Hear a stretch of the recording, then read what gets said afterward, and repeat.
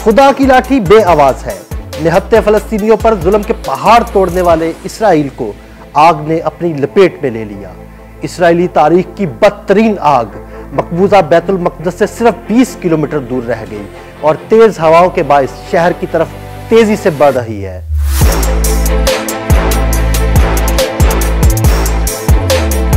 मकबूजा बैतुल मुक़द्दस के मुज़फ़्फ़ात में लगने वाली आग बेकाबू हो गई, जिसने यरूशलेम के नवाही इलाकों और सफीला रीजन को लपेट में ले लिया और देखते ही देखते मुतादिद इमारतों समेत 7000 एकड़ पर फैला रकबा राख का ढेर बन गया। जिसके बाद इसराइल में कौमी इमरजेंसी नाफिज कर दी गई है, जबकि मुतासरा इलाकों के रिहायशियों को इनखला का हुक्म भी दे दिया गया है। हुक्काम का कहना है कि ये आग इसराइल की तारीख में लगने वाली अब तक की सबसे बड़ी आग है, जिस पर काबू पाने में 1 हफ्ता लग सकता है। हुक्काम के मुताबिक आग बुध की सुबह 9:30 बजे मुशाफ करूम के दाखिली रास्ते के करीब अश्ताउल के जंगल में लगी, जो तेजी से करीबी आबादियों, मसीलात, सेवन और दीगर रिहायशी इलाकों की तरफ फैल गई। गैर मुल्की खबर रसां एजेंसी के मुताबिक फायर ब्रिगेड के 120 से ज्यादा एहलकार और मुतअद्दिद तैयारे और हेलीकॉप्टर आग बुझाने की कोशिशों में मसरूफ हैं, जबकि इमदादी कार्रवाइयों में मुआवनत के लिए इसराइली फौज को भी तलब कर लिया गया है।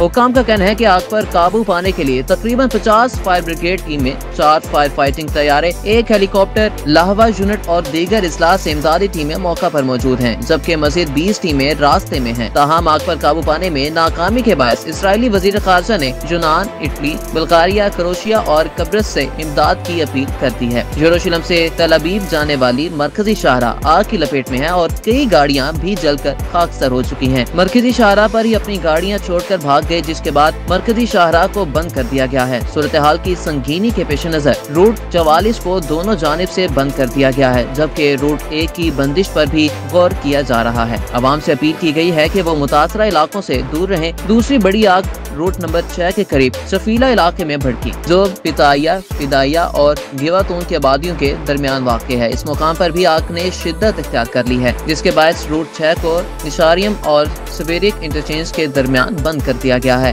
और ट्रेन सर्विस भी मुअत्तल कर दी गई है। फायर फाइटिंग हुकाम की हिदायत पर इसराइली रेलवे ने मुतादिद स्टेशनों बशमूल रमला, बैत शम्स, मस्कीरत बातिया, करियात मलाकी, यऊ, करियात गात और लाहवियम राहत पर ट्रेन सर्विस आर्जी तौर पर मुअत्तल कर दी है। ताहाल दोनों मुकामात पर आग पर मुकम्मल तौर पर काबू नहीं पाया जा सका और हुकाम ने मजीद इनखला और ट्रैफिक की बंदिश का इंदिया दे दिया।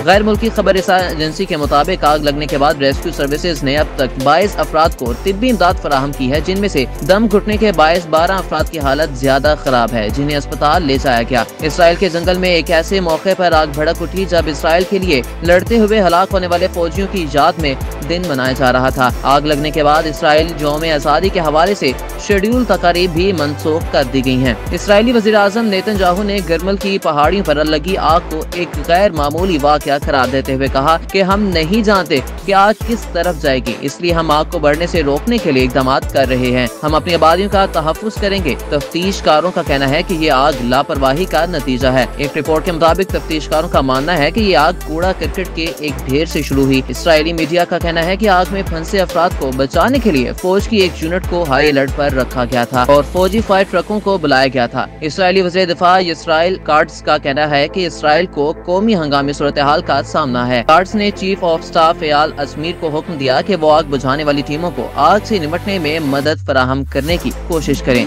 इसराइल के कान चैनल ने इंकशाफ किया है कि फलस्तीनी अथॉरिटी ने इसराइली हुकूमत को अल-कुद्स में बस्तियों के करीब आने वाली आग बुझाने में मदद की पेशकश की, लेकिन इसराइली हुकूमत ने इस तजवीज़ का कोई जवाब नहीं दिया।